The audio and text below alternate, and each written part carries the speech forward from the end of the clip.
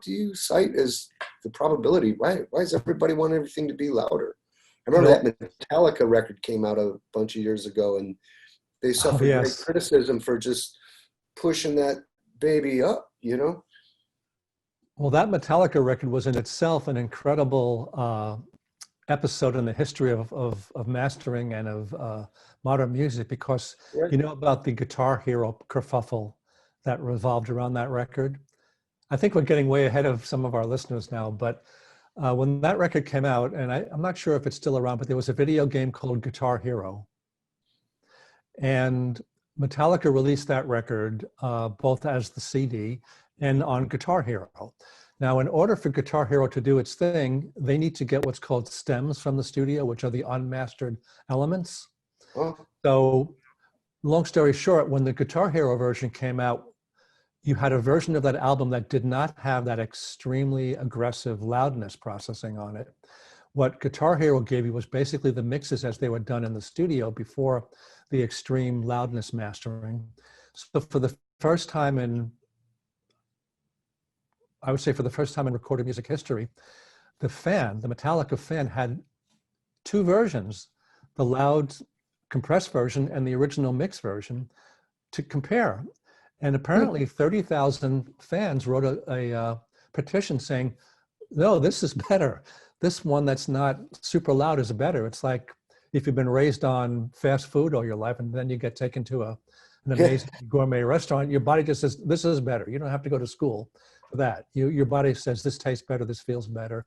And the same thing happened when the Metallica fans heard the Natural Dynamic record. But that's all theoretical. The issue, Chuck, is that we evolved, I'll say evolved from albums to tracks. And this happened when we went to iTunes. So iTunes was the transition from LPs, physical objects, or CDs, where you listened pretty much to the whole record. With the advent of iTunes, you could jump from this track from one artist to another artist to another artist. And then you had the comparative loudness advantage, where if you go from one track to another, and that track is slightly louder, in that instant, because of the way our ears are wired for survival, the louder one gets your attention, and it gets your interest, and it feels better, and it sounds better in the short term.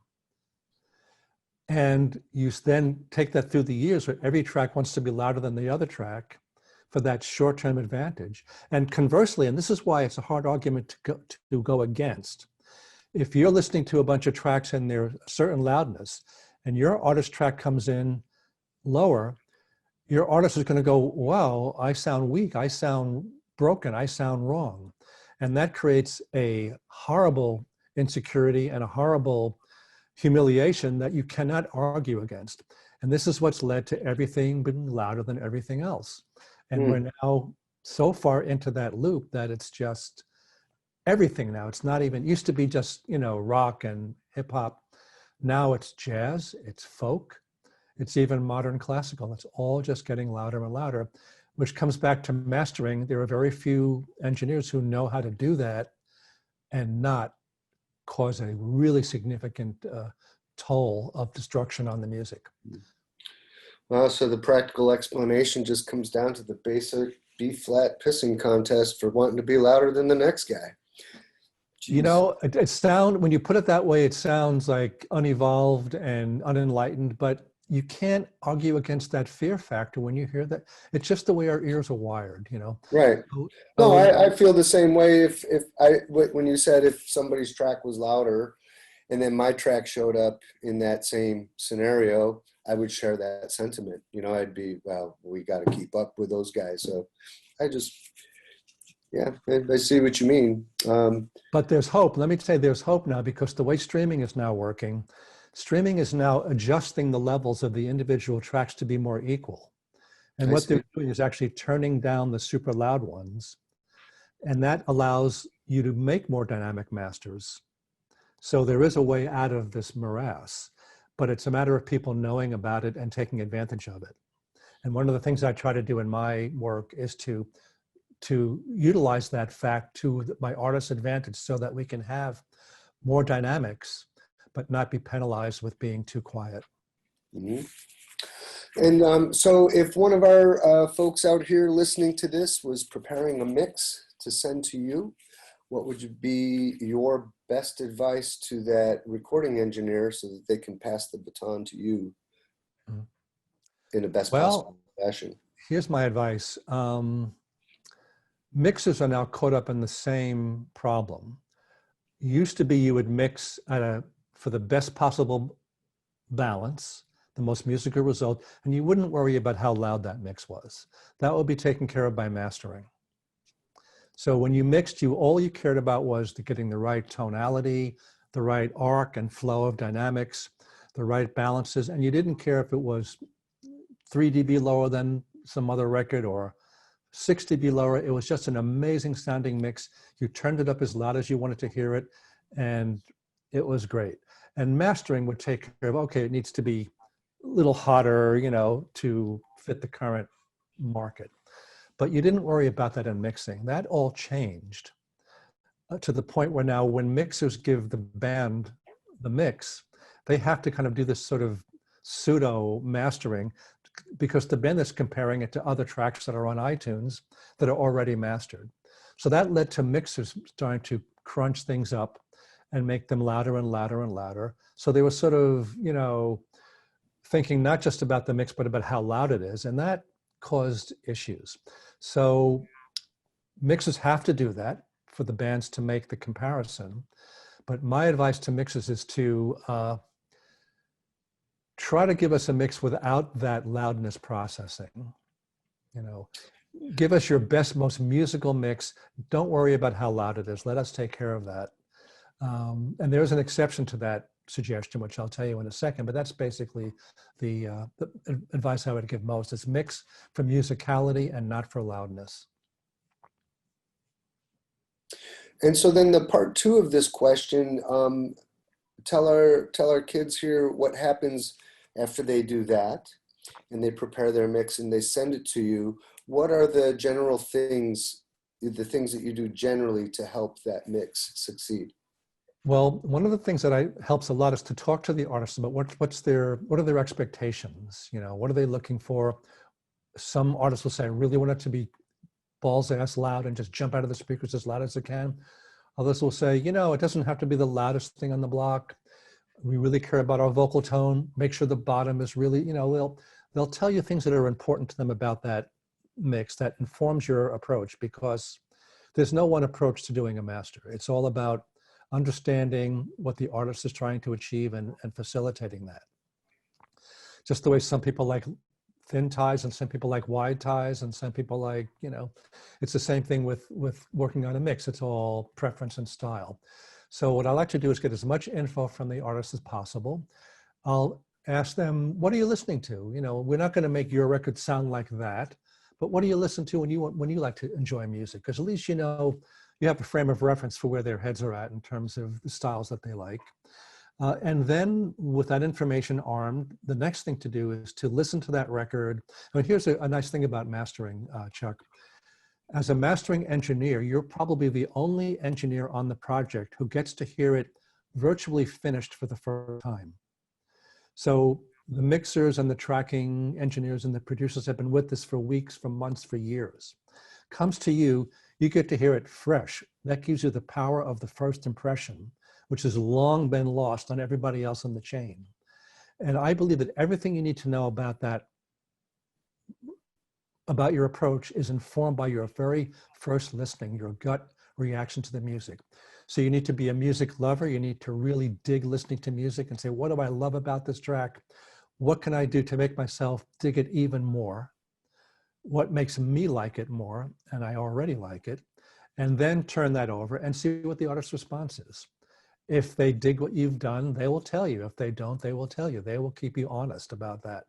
But you have to sort of be the music's biggest fan. And what I try to do in that is I try to bring the listener closer to the performance. So if let's say there are certain frequencies that are maybe a little excessive. Why are they excessive? Well, maybe the speakers weren't quite up to snuff in the mix room, or maybe they mixed it at 3 a.m., who knows? but maybe there's certain frequencies that are really dominant and drawing your attention away from, let's say, the lead vocal. So by adjusting those excessive ranges, suddenly the vocal becomes closer to the listener. We hear the nuances of the tone of voice, the different elements of expression of a great singer, you know, the subtle bits of emotion that come from the detail of our voice. So you're basically, you know, washing the windows a little bit. I don't believe we're reinventing the wheel.